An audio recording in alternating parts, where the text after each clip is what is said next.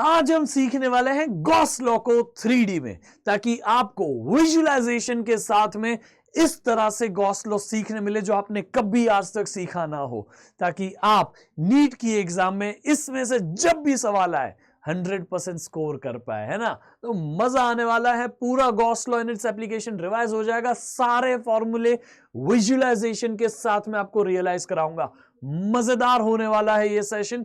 Before we get started I would like to tell you कि आपको इसमें पूरा रिकैप होगा।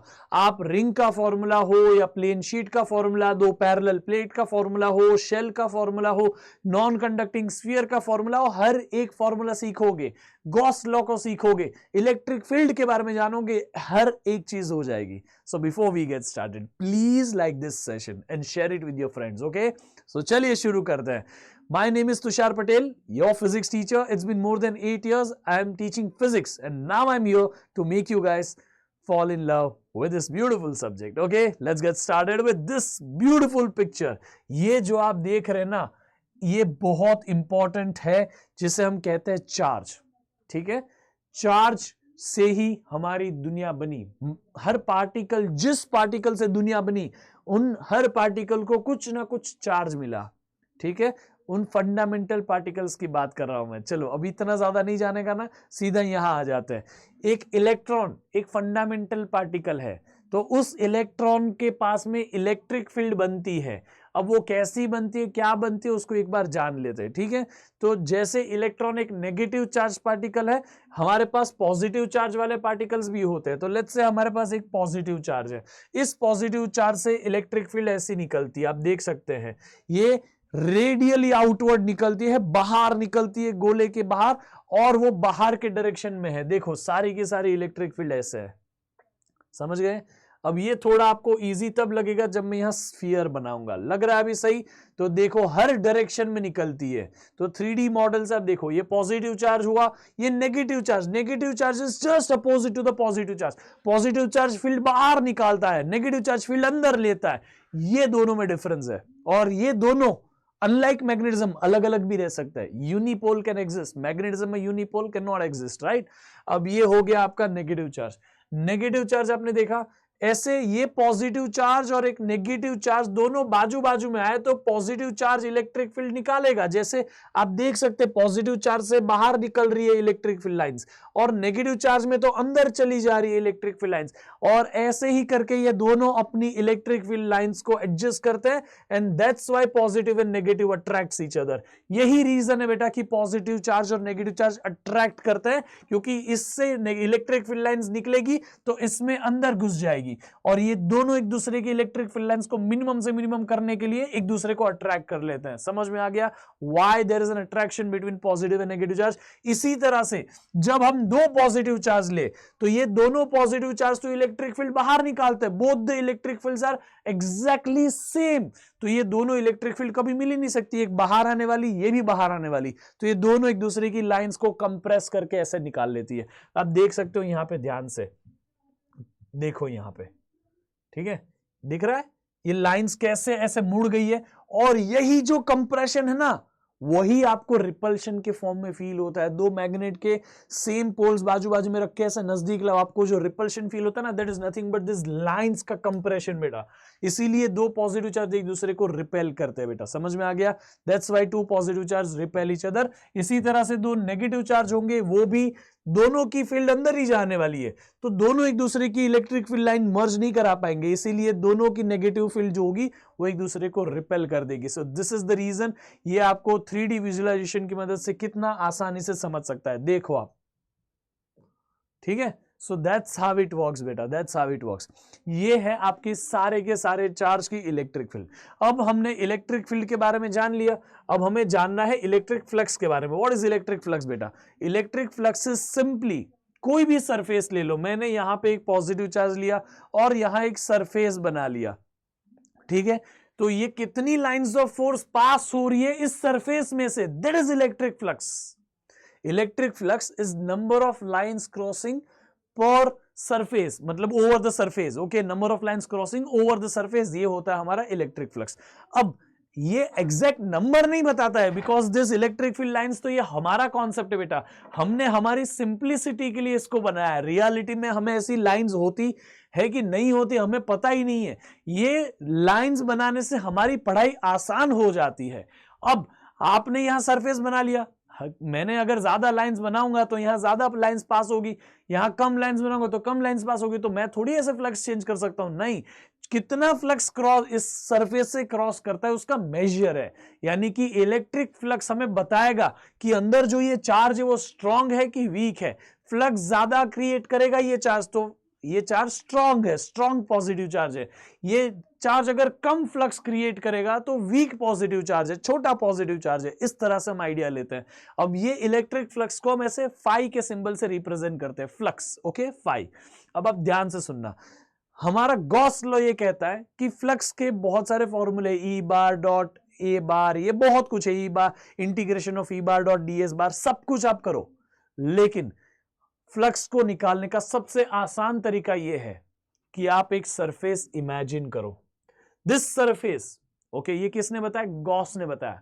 तो एक सरफेस इमेजिन करो, दिस एन इमेजिनरी सरफेस, ऐसा कोई सरफेस रियलिटी में एग्जिस्ट करता नहीं है, ये सरफेस इमेजिन करो, that's what we call it as Gaussian surface. बोलो एक बार, गॉसियन सरफेस। एक गॉसियन सरफेस हमने इमेजिन किया।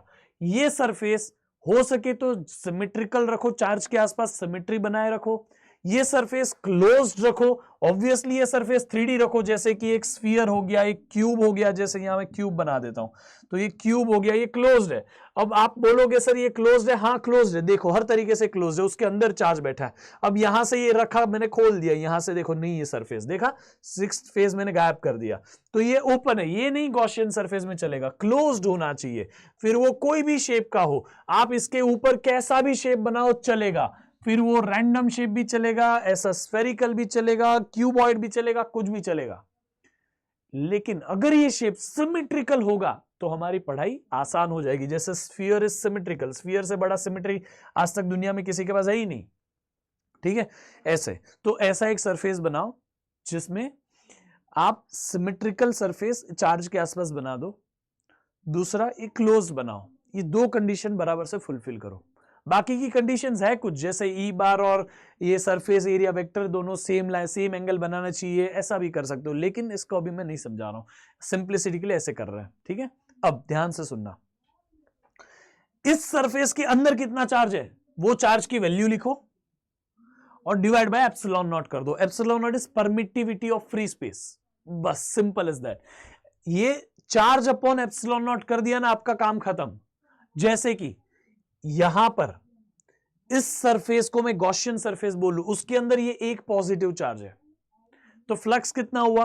Flux is charge enclose divided by epsilon not. Charge कितना है, इसका वैल्यू अगर क्यू ले लूं, स्मॉल क्यू, तो ये small Q divided by epsilon not. Epsilon not की वैल्यू रखो, अगर ये चार्ज 2 कूलम बोला तो 2 अपॉन एप्सिलॉन नॉट की वैल्यू, खत्म बात, आपका आंसर आ गया। That's easy, right. सो ये गॉस लॉ कहता है। अब आपने यहां पॉजिटिव चार्ज की जगह नेगेटिव चार्ज रख दिया, तो कोई बात नहीं, ये माइनस क्यू है, तो minus Q upon epsilon not. समझ में आ गया ये कैसे आया? इसी तरह से आपने 2 चार्ज रख दिए, तो 2 चार्ज यहां पे है ना, सरफेस के अंदर कितने चार्ज है ये देखने का। एक और चार्ज यहां रख दूं, वो चार्ज गिना जाएगा नहीं, ठीक है। जो चार्ज बाहर रहेगा, यहां यहां यहां यहां कहीं पे भी, उसको काउंट करने का नहीं। अब ये सरफेस के अंदर कितने चार्ज है? 2 चार्ज है, तो पहला चार्ज प्लस क्यू, दूसरा चार्ज प्लस क्यू, तो टोटल चार्ज कितना हो गया? टोटल चार्ज अंदर कितना है? 2q है ना, तो 2q अपॉन एप्सिलॉन नॉट, या फिर इसकी वजह से q बाय एप्सिलॉन नॉट, इसकी वजह से q bye epsilon not, total add कर दो तो दोनों की वजह से 2q बाय एप्सिलॉन नॉट। ये हुई आपकी इलेक्ट्रिक फ्लक्स। समझ में आया? कितना आसान कर दिया ना गॉस ने, हमारा बच्चों जैसा काम कर दिया। कितना चार्ज है काउंट कर लो, 1 2 2 2q अपॉन एप्सिलॉन नॉट, खत्म। ये चार्ज की वैल्यू रख देने की, बस सिंपल है। इसी तरह से 2 नेगेटिव चार्ज होंगे तो क्या होगा? 2 नेगेटिव चार्ज, इसकी वैल्यू माइनस क्यू, इसकी value minus Q, minus 2q upon epsilon not, that's the flux बेटा, दैट्स द फ्लक्स, राइट। इसी तरह से एक लास्ट देखो, एक पॉजिटिव चार्ज, एक नेगेटिव चार्ज, पॉजिटिव चार्ज की value plus Q, negative charge की वैल्यू माइनस क्यू, तो टोटल चार्ज कितना हुआ?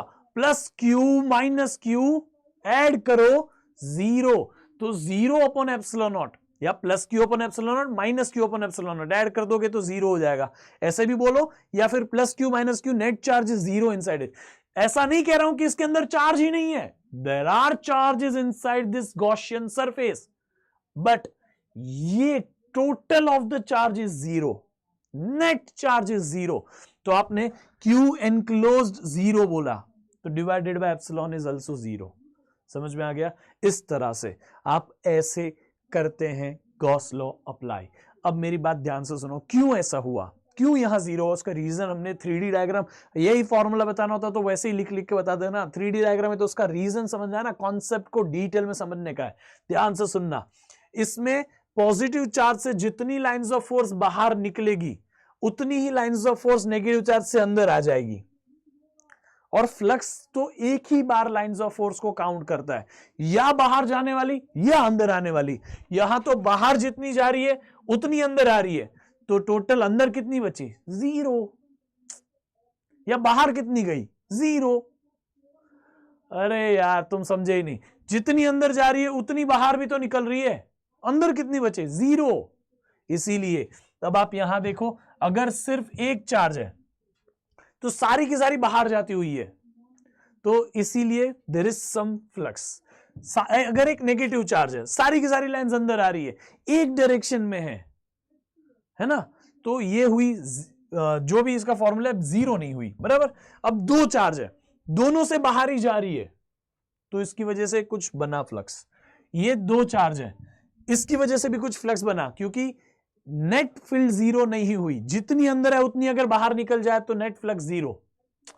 समझ में आया? या तो सरफेस के अंदर आनी चाहिए सारी, या सरफेस से बाहर जानी चाहिए सारी।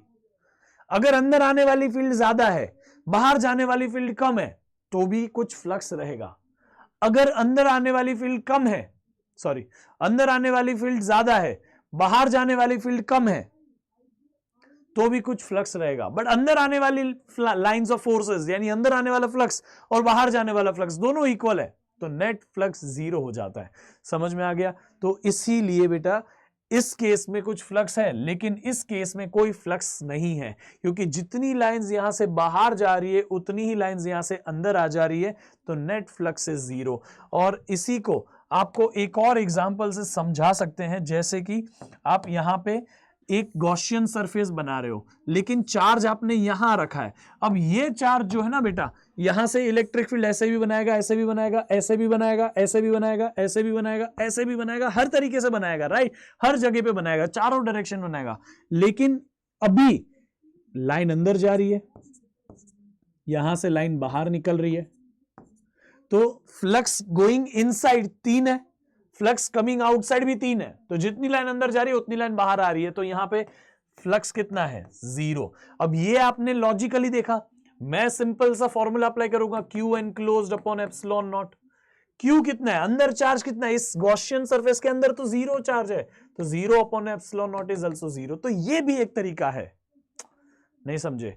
आपको इसमें से जो मेथड से करना हो करिए, बट दोनों आंसर सेम ही मिलेंगे। समझ में आ गया? ये है। अब इस तरह से आप अलग अलग गॉसियन सरफेस के लिए अलग अलग गॉस लॉ लगा सकते हैं। अब ये सरफेस ऐसा क्यूब होता तो भी आंसर वही आता। देखो क्यूब है तो भी फ्लक्स जीरो आया जब पॉजिटिव नेगेटिव इक्वल है। ये दोनों अनइक्वल होते तो there would have been some flux, ठीक है, लेकिन दोनों इक्वल है। पॉजिटिव चार्ज की वजह से भी देखो फ्लक्स अभी भी वही है, ठीक है। आई होप आपको समझा। अब आप देखो एक क्यूब के अंदर एक ही चार्ज है, ये देखो पॉजिटिव चार्ज लिया मैंने, ठीक है, और ये जो आपको दिख रहा है ना ये फ्लक्स है, सारा का सारा फ्लक्स है। चाहिए तो हम इन लाइंस को थोड़ा सा कम कर सकते हैं, उसमें कोई प्रॉब्लम नहीं है। देखो यहां पे हमने अभी कम वेक्टर्स बता रहे हैं, ये फ्लक्स है, ठीक है। अब क्यूब जो है वो हमारा गॉसियन सरफेस है। अगर हमारा चार्ज अंदर है, कहीं पे भी अंदर, यहां हो, यहां हो, यहां हो, यहां हो, यहां कहीं पे भी अंदर हो, यहां कहीं पे भी अंदर, inside the Gaussian surface, flux is Q enclosed upon epsilon not. Surface के अंदर कहीं पे भी हो, answer is Q upon epsilon not. बात खत्म। देखो यहां था तो भी उतना ही, यहां है तो भी उतना ही, क्यू अपॉन एप्सिलॉन नॉट। देखना ये फॉर्मूला बदल जाएगा अगर मैं उसको कहीं और ले लूंगा तो। देखो यहां पे रखा तो भी उतना ही है, क्यू अपॉन एप्सिलॉन नॉट। लेकिन अगर ये चार्ज कॉर्नर पे है कॉर्नर पे हैं तो इसके सारे साइड गॉसियन सरफेस बनने चाहिए और उसमें से एक हिस्सा ये है। तो एक्चुअली टोटल मिला के यहां 8 इधर इधर उधर इधर इधर हर जगह पे 8 ऐसे क्यूब बनेंगे गॉसियन सरफेस के। अब ठीक है, चलो वो छोड़ो। तो यहां पे अगर चार्ज होगा तो फ्लक्स कितना, Q/8 एप्सिलॉन नॉट। कॉर्नर पे होगा तो Q/8 एप्सिलॉन नॉट एच पे। अब यहां पे बीच में बता देता हूं, देखो ये लाइन के बीच में है तो Q/12 एप्सिलॉन नॉट। ये एंड पे Q/8 एप्सिलॉन नॉट। सरफेस के बीच में, ये सरफेस है, देखो ध्यान से देख लेना, सरफेस है, सरफेस के बीच में Q/6 एप्सिलॉन नॉट। ठीक है, यहां से लेके आ मैं इस सरफेस के बीच में, ये सरफेस, तो सरफेस पे हो तो Q/6, कॉर्नर पे हो तो Q/8 एप्सिलॉन नॉट, यहां पे बीच में हो तो Q/12 एप्सिलॉन नॉट। तो 3 नंबर याद रखने, 6, 8, 12, 6, 8, 12। एच पे हो तो 8, ठीक है, एच पे हो तो 8। सरफेस के बीच में हो, सरफेस के बीच में हो तो 6, सरफेस के एंड पे हो, है ना, लाइन पे हो, एज वाली लाइन पे हो तो ये कितना हो गया 12, Q/12। कोई डाउट है? अब ऐसा क्यों होता है? तो हम इसके यहां पे भी एक गॉसियन सरफेस बनाते हैं, यहां पे भी बनाते हैं, पीछे भी बनाते हैं, हर जगह बनाते हैं, और कितने टोटल 12 ऐसे गॉसियन सरफेस ऐसे सिमिलर बनेंगे तब जाके वो बनेगा। अब देखो यहां पे ध्यान से, ये जहां शिफ्ट करोगे ना इलेक्ट्रिक फील्ड्स देखो ऐसे चेंज हो रही है ना। अब इसको बाहर ले लो तो फ्लक्स 0 हो गया, है ना, क्योंकि गॉसियन सरफेस के अंदर जितनी लाइंस आई उतनी लाइंस बाहर निकल गई। सो दैट्स व्हाई आप यहां पे देखो ना, इसको यहां उठा के यहां लेके आओ तो देखो फ्लक्स जितना अंदर घुसा उतना ही बाहर निकल गया। इसीलिए हम कहते हैं कि अगर गॉसियन सरफेस के बाहर कोई चार्ज हो उसका फ्लक्स में कोई इंफ्लुएंस नहीं रहता, फ्लक्स रिमेन 0 फॉर दैट। कोई डाउट है बेटा? So this is how we do this. अभी एक चार्ज था, 2 चार्ज लेके आए, ये दूसरा चार्ज अपने अंदर लेके आए, 2 चार्ज अंदर है तो क्या हो गया फ्लक्स, Q1 Q2, तो 2 चार्ज है, Q1/ε0, Q2/ε0, ε/ε0 सेम लिखो तो Q1 + Q2/ε0 लिख सकते हैं। सो ये हो गया। एक और charge Q1 + Q2 + Q3, Q1 + Q2 + Q3/ε0, ये हो जाएगा अब आपका फॉर्मूला। बाकी तो वैल्यूज जो भी दी हो आपको Q1 Q2 Q3 की सब्स्टिट्यूट करके आंसर तो निकाल ही सकते हैं। अच्छा एक चार्ज बाहर ले लो, अब 3 चार्ज है लेकिन लिखे 2 ही जाएंगे क्योंकि यही 2 अभी अंदर है, तो Q1/ε0 + Q2/ε0, as simple as that. इसकी वजह से फ्लक्स 0 है इस सरफेस पे। समझ में आ गया? आपको कोई डाउट है बेटा? Is there any doubt? ठीक है, क्लियर है? अब हम बढ़ते हैं इसके एप्लीकेशंस पे। गॉस लॉ तो हमने सीख लिया, ठीक है, now let's go ahead. Gauss law सीख लेते हैं, तो गॉस लॉ के एप्लीकेशंस तो करने जरूरी है। गॉस लॉ के एप्लीकेशन में सबसे पहला एप्लीकेशन लाइन चार्ज, एक वायर जैसा है जिसपे पूरे पे इनफाइनाइटली लॉन्ग वायर है जिसमें पूरे पे पॉजिटिव चार्ज हमने चढ़ाया हुआ है। Now just because this has all the positive charges, इसके यहां पे बनता है सिलिंड्रिकल गॉसियन सरफेस। आपने डेरिवेशन करते वक्त याद किया होगा, सिलिंड्रिकल गॉसियन सरफेस बनता है। ठीक है, कैसा बनता है गॉसियन सरफेस, उसको अभी हम फॉर्मूला के लिए याद ना रखें तो भी चलता है, उसकी कोई जरूरत नहीं है। अब ये किसी भी पॉइंट पे इस लाइन चार्ज के किसी भी डिस्टेंस पे, ये डिस्टेंस को मैं आर बोलूंगा, वायर से लेके यहां तक का डिस्टेंस आर बोलूंगा, ये डिस्टेंस पे आपको इलेक्ट्रिक फील्ड की वैल्यू चाहिए, वो हम गॉस लॉ से निकालते हैं, सिंपल हो जाता है हमारे लिए उस वक्त में, और वो इलेक्ट्रिक फील्ड की वैल्यू आती है λ/2πε0r, λ/2πε0r, where lambda is charge per unit length बेटा, तो λ/2πε0r ये है हमारा electric field due to line charge. ठीक है, लाइन चार्ज के बारे में समझ गया, लाइन चार्ज यानी एक सिंपल वायर है। अब हम आगे बढ़ते इसमें, देखो जितना आप इस पॉइंट को नजदीक, जितने नजदीक आओगे उतना आर कम होगा, ई बढ़ेगा, क्योंकि E is inversely proportional to R. आप यहां पे मेंशन भी कर दीजिए, E is inversely proportional to R, देख लीजिए E is inversely proportional to R, है ना। अब ग्राफ भी हमें याद रखना पड़ता है नीट के एग्जाम में, इसीलिए आप यहां पे ग्राफ साइमल्टेनियस पढ़ रहे, देख लीजिए जितना आप पोटेंशियल का ग्राफ तो बात की बात है, इलेक्ट्रिक फील्ड का ग्राफ देखो, पोटेंशियल एक्स्ट्रा दे दिया मैंने साथ में ताकि आपको दोनों चीजें एक ही साथ में याद रह जाए। लिखना है आप दोनों साथ में लिख लीजिए, एग्जाम में दोनों में से कोई भी पूछा जा सकता है, ठीक है। बट हम अभी इलेक्ट्रिक फील्ड पे फोकस कर। आप देखो जैसे आपने उसको नजदीक लेके गए, जितना भी डिस्टेंस है, यहां पे मैं इसको जूम करता हूं, जितना भी डिस्टेंस है उस डिस्टेंस के हिसाब से इलेक्ट्रिक फील्ड की वैल्यू निकाली जाती है। 3D है, सीधा हो जा भाई, ठीक है, निकाली जाएगी। तो R की वैल्यू रखी जाएगी lambda upon 2 pi epsilon not और E की वैल्यू मिल जाएगी। जैसे ये दूर लेते जाओगे R बढ़ता जाएगा, E कम होता जाएगा, E कम होता जाएगा, because E is inversely proportional to R। ये ग्राफ जो है हाइपरबोलिक पैराबोला का ग्राफ है, rectangular parabola, sorry not hyperbolic parabola, rectangular parabola का ग्राफ है ये। This is the graph of rectangular parabola, समझ में आ गया इस तरह से। और इलेक्ट्रिक फील्ड और पोटेंशियल दोनों सेम ही वेरी करते हैं। इलेक्ट्रिक फील्ड का formula lambda upon 2 pi epsilon naught R है और पोटेंशियल का formula minus lambda upon 2 pi epsilon not log of R plus C है। वो C is a integration constant, छोड़ो उसको, हम इंटीग्रेशन निकाल के लाते हैं, समझ में आ गया। सो अभी हमें यहां पे सिंपल एज दैट क्लियर है कि इलेक्ट्रिक फील्ड ऐसे वेरी करती है। अब आगे बात करते कंडक्टिंग प्लेन शीट की। ये देखो बीच में एक शीट है, दिख रही है, जिसके दोनों साइड पॉजिटिव चार्ज लगाए हुए हैं, तो शीट इज पॉजिटिवली चार्ज। अब शीट के कोई भी साइड आप जाओ, आप यहां जाओ, यहां जाओ, यहां यहां यहां कहीं पे भी जाओ, यहां यहां यहां कहीं पे भी जाओ, इलेक्ट्रिक फील्ड की जो वैल्यू है वो बहुत ईजी है। Electric field due to plane sheet is sigma upon 2 epsilon naught. क्या होता है बेटा? Sigma upon 2 epsilon naught. तो यहां सिग्मा अपॉन 2 एप्सिलॉन नॉट आएगा, बस ये सिग्मा अपॉन 2 एप्सिलॉन नॉट ही हर जगह पे वैल्यू होती है, इसीलिए आप इसको याद रखोगे। सिग्मा एक शीट की वजह से, प्लेन शीट, वो उसमें सिग्मा जो है वो है surface charge density, charge per unit area, और वहां इलेक्ट्रिक फील्ड की वैल्यू होती है sigma upon 2 epsilon not, sigma upon 2 epsilon not. समझ में आ गया? इसमें तो आर ही नहीं है, E is independent of R. R बदलते जाओ, ई को फर्क ही नहीं पड़ता है। देखो यहां पे आपने ये पार्टिकल को पॉइंट को जितना दूर लेके जाना लेके जाओ, ये वैल्यू तो सेम ही रहने वाली है, फॉर्मूला बदल ही नहीं रहा है। Sigma upon epsilon naught R, 2 epsilon, sigma upon 2 epsilon naught, ये बदल ही नहीं रहा है वैल्यू। इसका मतलब आपको ये ग्राफ बनाना हो तो this is the electric field का एक्सिस, दिस इज डिस्टेंस का एक्सिस। आप इसको ऐसे लेके जाओ, ये देखो पॉइंट साथ साथ में वेरी कर रहा है, देखो मैं जूम कर दूं इसको,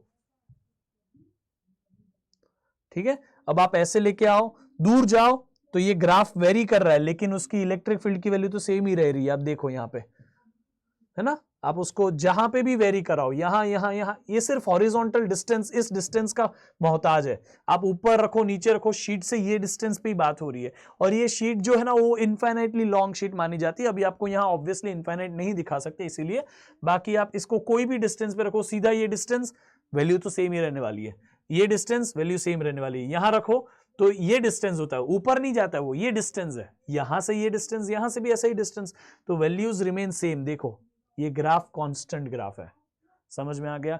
तो हमने दो ग्राफ तो सीख लिए। एक इसका ग्राफ हमने सीखा, वो ऐसा था रेक्टेंगुलर हाइपरबोला। इसका ग्राफ हमने सीखा, वो ऐसा है, शीट के उस साइड भी शीट के इस साइड भी, तो इस साइड ऐसा नेगेटिव में कैरी ऑन करिएगा, ठीक है। बट आई होप आपको समझा। अब हम बढ़ते हैं आगे, प्लेन पैरेलल शीट। अब अगर दो शीट हमने रख दी, कैपेसिटर का कंसेप्ट यहीं से आता है, दो शीट रख दी, दोनों पे पॉजिटिव चार्ज दे दिए, देखो इस पे भी पॉजिटिव है, इस पे भी पॉजिटिव है।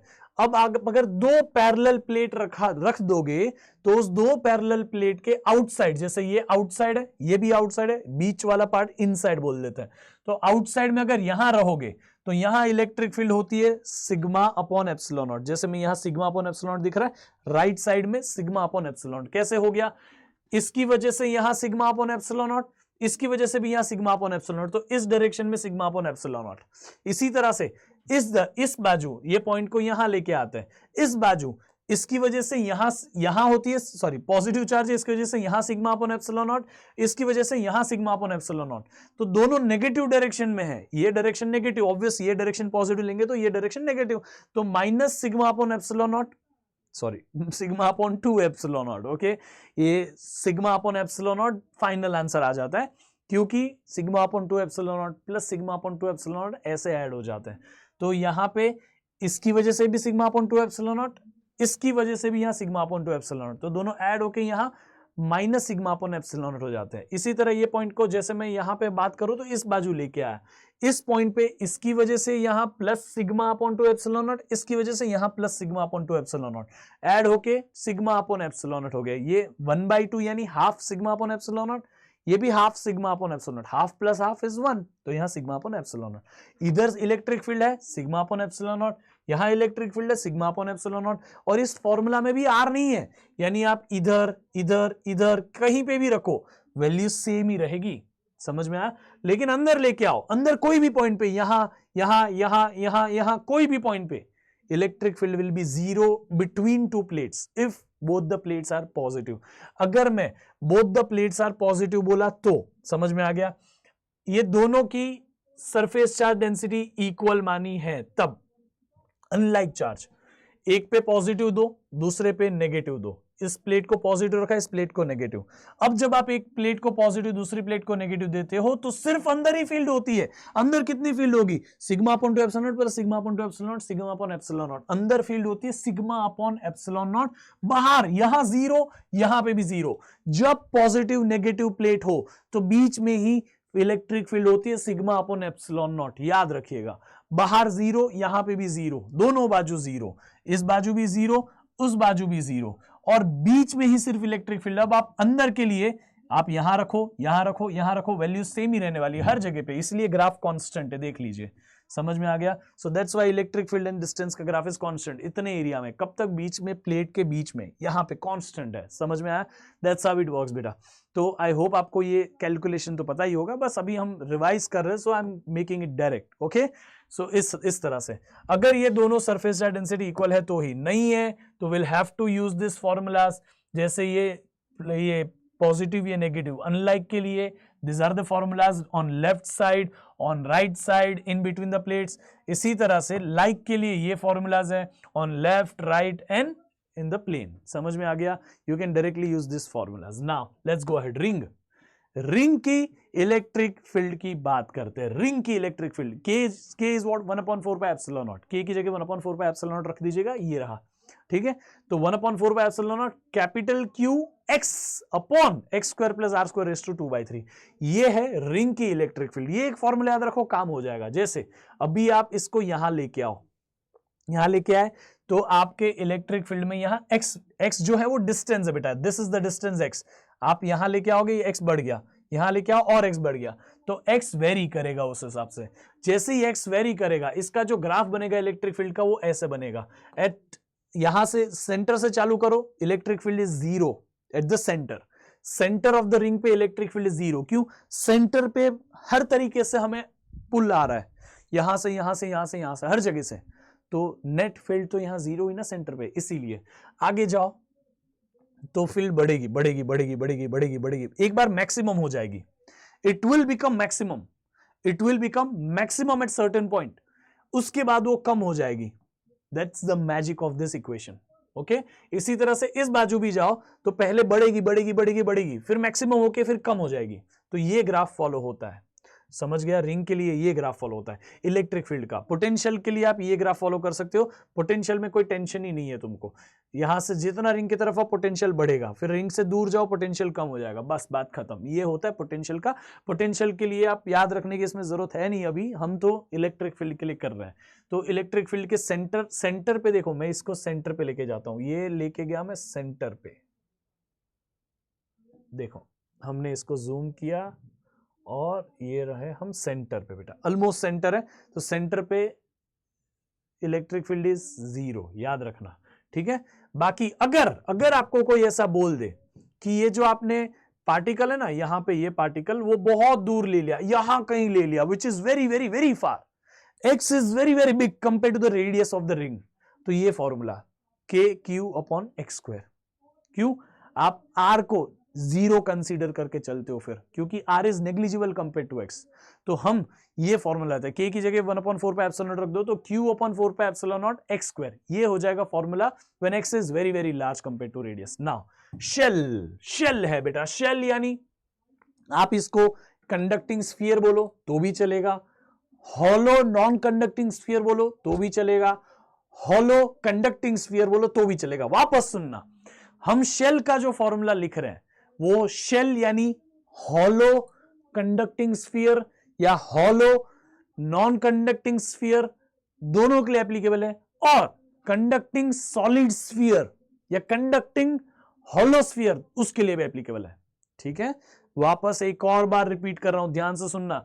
ये जो फॉर्मूला है, अभी जो हम ये फॉर्मूला करेंगे जिसमें अंदर इलेक्ट्रिक फील्ड 0 होती है, वो formula hollow non conducting sphere, hollow conducting sphere, solid, sorry वापस रिपीट कर रहा हूं, hollow conducting sphere, hollow non conducting sphere, solid conducting sphere, इन तीनों के लिए एप्लीकेबल है।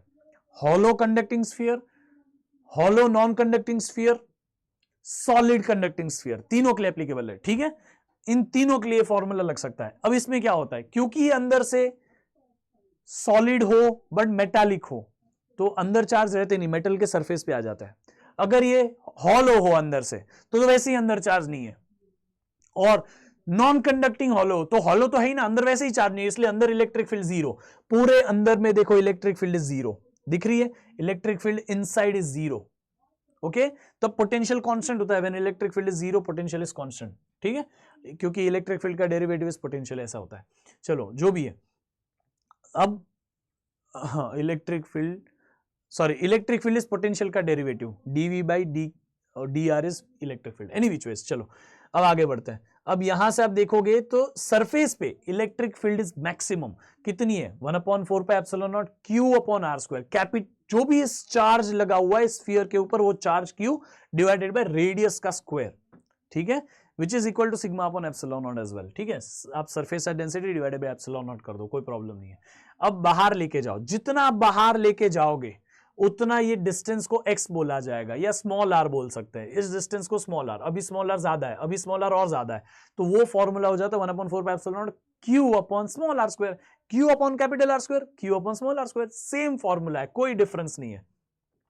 जितना दूर लेके जाओगे स्मॉल r बढ़ेगा तो e कम हो जाएगा। ठीक है, आप इस फॉर्मूले को दूसरे टर्म्स में याद रख सकते हो, sigma capital R square upon epsilon not small r square. ठीक है, ये इलेक्ट्रिक फील्ड के फॉर्मूला है, पोटेंशियल के फॉर्मूला में आप देख सकते हो सिमिलर वेरिएशन ही है, बस एक r की कमी है, यहां जो नीचे r स्क्वायर है यहां कैपिटल R है, अब यहां नीचे r स्क्वायर है तो यहां नीचे स्मॉल r है, मतलब स्मॉल r स्क्वायर है तो यहां स्मॉल r है। समझ में आ गया, बाकी सब कुछ यहाँ पे एग्जैक्टली सिमिलर है, यहाँ नीचे स्मॉल r स्क्वायर है, यहाँ स्मॉल r है, तो पोटेंशियल का फॉर्मूला भी आपको याद रह सकता है। पोटेंशियल अंदर कांस्टेंट होता है फिर कम हो जाता है, so this is the variation बेटा, आप देखो। ठीक है, so that's how it varies. Now last one, non conducting sphere, this is not there in NCERT but still I am recommending कि ये कंप्लीट कर लेना चाहिए। Conducting sphere, sorry non conducting sphere, non conducting sphere यानी ऐसा sphere जो metal से नहीं बना बट अंदर भरा हुआ है। अब अंदर अगर भरा हुआ है तो चार्ज अंदर बस जाते हैं, अंदर भी चार्ज होते हैं, कुछ सिर्फ सरफेस पे नहीं होते, अंदर भी होते हैं, just because there are some charges inside, अंदर भी इलेक्ट्रिक फील्ड है कुछ। तो जितना सरफेस पे जाओगे इलेक्ट्रिक फील्ड बढ़ेगी, सरफेस पे इलेक्ट्रिक फील्ड मैक्सिमम, दूर जाओगे इलेक्ट्रिक फील्ड कम हो जाएगी, क्योंकि आप इस स्फीयर से दूर जा रहे हो जिसमें पूरा चार्ज है, इसलिए इलेक्ट्रिक फील्ड कम हो जाएगी। उसकी वेरिएशन के लिए अंदर जो है फॉर्मूला, इनसाइड के लिए फॉर्मूला ये रहा 1/4 pi epsilon naught capital Q small r upon capital R cube. ठीक है, ये यहां जो लिखा ना रो इज व्हाट बेटा, रो जो है ये हमारे लिए वॉल्यूम चार्ज डेंसिटी है, और ये हम तभी ही पढ़ते हैं जब नॉन कंडक्टिंग स्फीयर पढ़ते हैं, बाकी हमें शेल में पढ़ने की जरूरत नहीं है। शेल के लिए तो मैं आपको रिवाइंड करा दूं, जब भी जस्ट हमने लिखा, बट शेल के लिए बोलो या फिर कंडक्टिंग स्फीयर के लिए बोलो, सिंपल फॉर्मूला है, electric field is 1/4 pi epsilon naught Q upon R square. अब सरफेस ये आउटसाइड हो गया, आउटसाइड में स्मॉल r होता है ना, सरफेस पे, अब मैं सरफेस पे लिख दूं, सरफेस पे क्या हो जाए, small r is equal to capital R, तो यहां पे E is equal to 1/4 pi epsilon naught Q upon capital R square. इसी तरह से इनसाइड 0 होता है electric field, inside electric field is 0, इसीलिए जो ग्राफ बना हमारा वो सरफेस से शुरू हुआ, यहां पे x is equal to R है, या तो small r equal to capital R है। ठीक है, तो यहां से मैक्सिमम होता है सरफेस पे और वहां से कम हो जाता है, ऐसा हो गया हमारा ग्राफ। ठीक है, बाकी तो ये ग्राफ तो मैंने आपको यहां बता ही दिया था, just for the recap. Now let's come back to this point. आपने यहां पे देखा कि इलेक्ट्रिक फील्ड अंदर जो है सेंटर पे 0 है, सेंटर पे इलेक्ट्रिक फील्ड स्टिल 0। सेंटर से जितना दूर जाओगे सरफेस पे इलेक्ट्रिक फील्ड बढ़ेगी, सरफेस पे इलेक्ट्रिक फील्ड इज मैक्सिमम, फिर इलेक्ट्रिक फील्ड कम हो जाती है।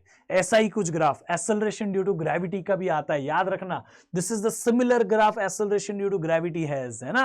एक्सेलरेशन ड्यू टू ग्रेविटी भी एक तरीके से इंटेंसिटी है, ग्रेविटेशनल फील्ड की इंटेंसिटी है वो, ये इलेक्ट्रिक फील्ड की इंटेंसिटी है। हमारा और सॉलिड स्फीयर है, अंदर भी मास है, सरफेस तक भी मास है, ये भी सॉलिड स्फीयर है, अंदर भी चार्ज है, सरफेस तक भी चार्ज है। बहुत सिमिलैरिटी है इलेक्ट्रिक फील्ड में और ग्रेविटेशन में, they both are learned together बेटा, एनी विच वेज। अब आप सरफेस पे आ जाओगे तो सरफेस पे क्या फॉर्मूला लगेगा, वो ये लगेगा 1/4 capital Q upon capital R square. बाकी वॉल्यूम चार्ज डेंसिटी के टर्म्स में ये रहा। और जैसे ही सरफेस से दूर जाओगे तो आपका फॉर्मूला ये रहेगा, rho r³ upon 3ε0 small r square. ऐसा समझ में आ गया। बाकी पोटेंशियल के फॉर्मूला भी यहां दिए हुए हैं। आई होप कि आपको सारे के सारे फॉर्मूले एक जगह पे मिल गए। Solid sphere, conducting sphere, shell हो या रिंग हो या फिर प्लेन शीट हो, पैरेलल प्लेट हो, कुछ भी हो, हर एक के फॉर्मूले हमने किए। कैसा लगा ये 3D में पूरा सीखना, जरूर बताइएगा कमेंट बॉक्स में कमेंट करके बेटा। बाकी आप लोगों को इसी तरह से मचाते रहना है बेटा, पूरा फिजिक्स मजे से पढ़ेंगे, आप बस इस चैनल पे बने रहिएगा। मिलते हैं फिर अगले क्लास में, तब तक के लिए bye bye, see you, take care, love you all.